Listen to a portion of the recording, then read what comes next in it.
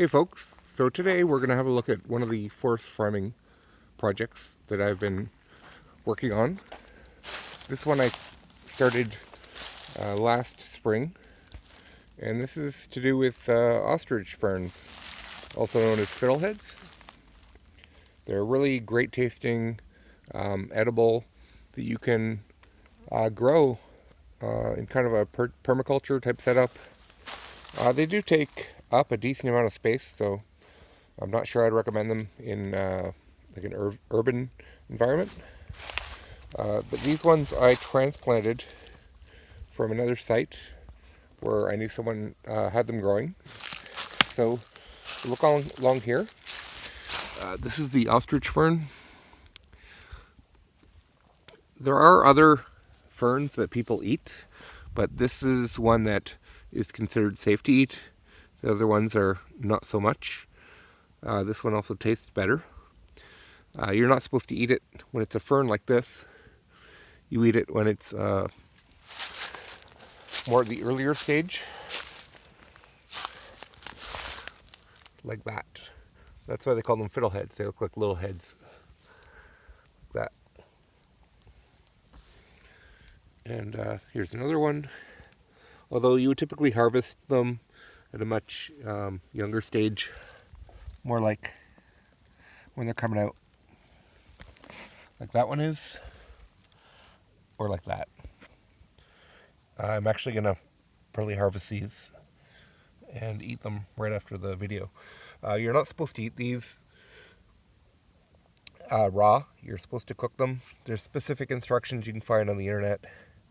But yeah, you're not supposed to eat them raw. They're actually poison to eat raw. I've been eating these for years, and eating them cooked, I've never had any issues.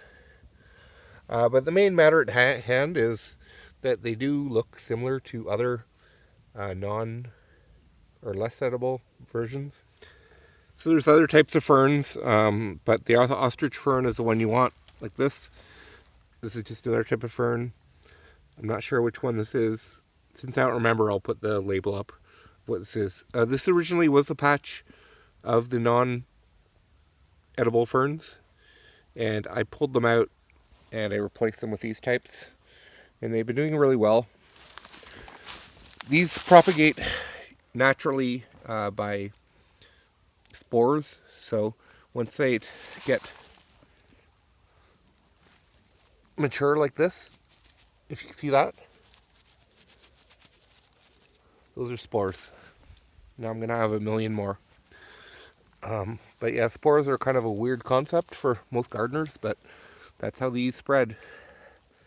And it's pretty amazing. I see them, you look around, little versions popping up. And the main key is just to look for the U groove.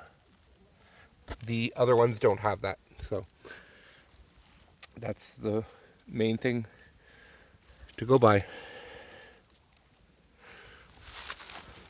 When I look at this other type that I know is not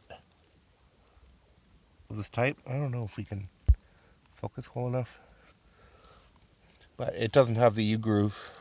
It's also more spindly compared to more lush, so that's how you know the difference. But it's definitely a great thing to grow.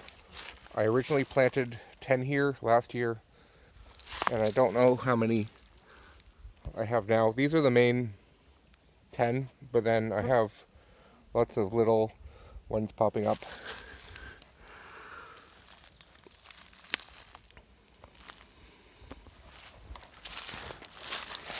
Like, I think this was not one of the ones I planted.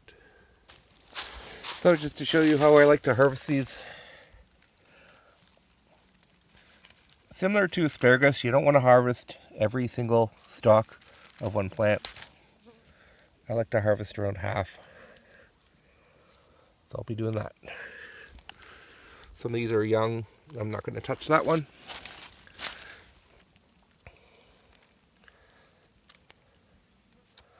And you can go pretty low on how far down the stalk. It all tastes very good. I like to steam these personally, but I don't have enough to steam. at least for one portion. So I'm probably going to put them in a stir fry, and they do very well in that as well. Another one I'm picking a little bit longer than you normally would, but it's good. So as far as growing habits, these generally prefer shade.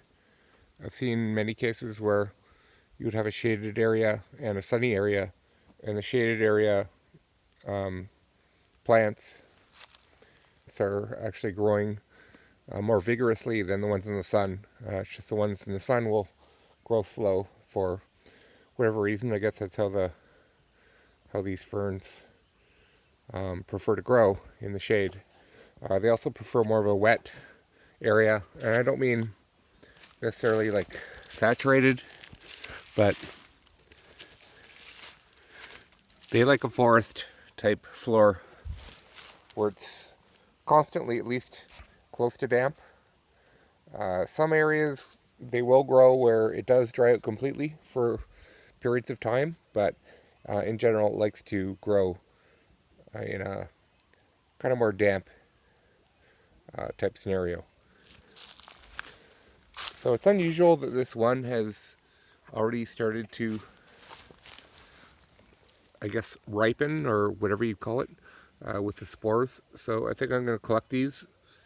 I think at some point I'll just see if I can get some of these spores to start new plants.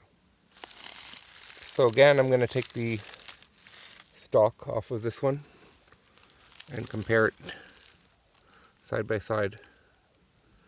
And you can tell that the ostrich one is much less spindly, more curved in general, and more different shade of green.